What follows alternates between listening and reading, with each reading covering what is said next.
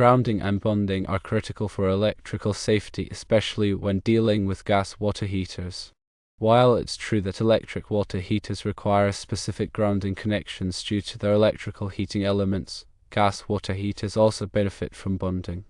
The primary reason for bonding a gas water heater is to minimize the risk of electrical shock or fire.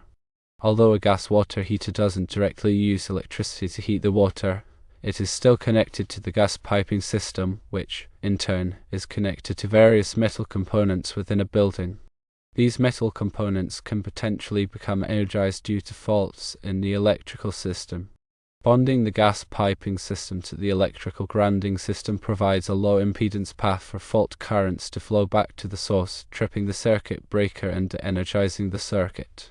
This reduces the likelihood of dangerous voltage buildup on the gas piping or the water heater itself. This is not explicitly detailed in the National Electrical Code, but it is still a common practice.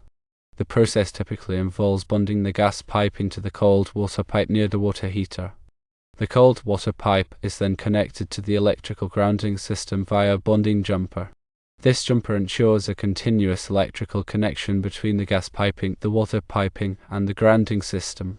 This is also important to understand that different codes might be implemented depending on the local jurisdiction. Even though the National Electrical Code does not explicitly require the bonding of gas piping associated with water heaters, there may be some local laws implemented. The size of the bonding jumper is determined by the size of the electrical service conductors. You'll typically find guidance in the National Electrical Code Table 250.66 for sizing grounding electrode conductors. It's important to consult with a qualified electrician to ensure that the bonding jumper is properly sized and installed in accordance with local codes and regulations. Ignoring proper bonding practices can have serious consequences.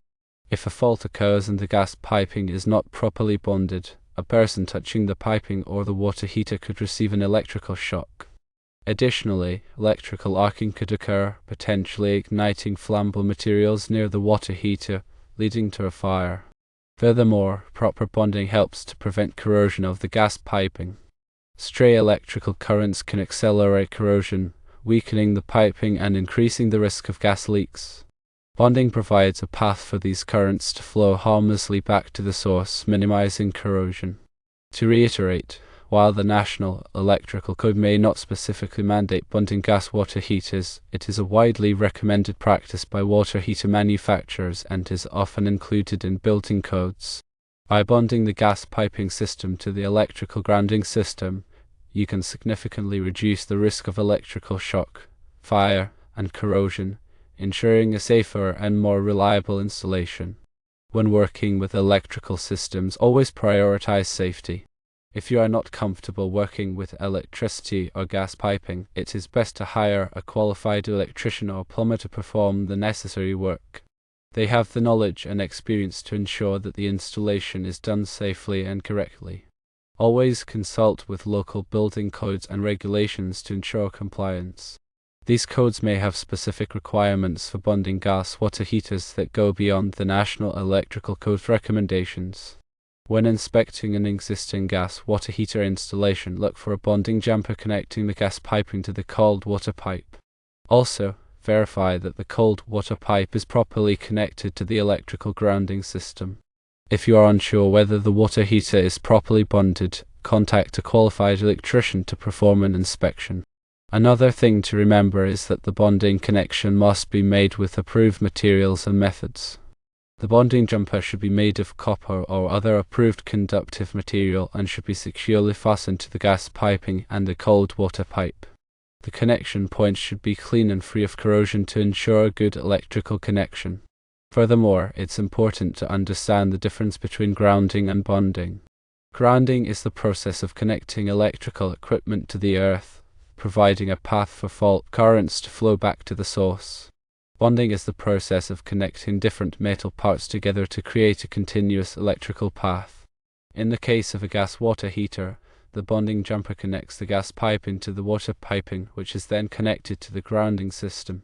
The grounding system typically consists of a grounding electrode, such as a ground rod or a metal water pipe, that is buried in the earth. The grounding electrode provides a low impedance path for fault currents to flow back to the source, tripping the circuit breaker and energizing the circuit. The size of the grounding electrode conductor is determined by the size of the electrical service conductors, as specified in the National Electrical Code Table 250.66.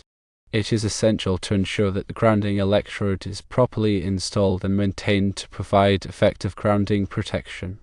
In addition to bonding the gas piping, it is also recommended to bond any other metal parts that are likely to become energized, such as the metal flue pipe.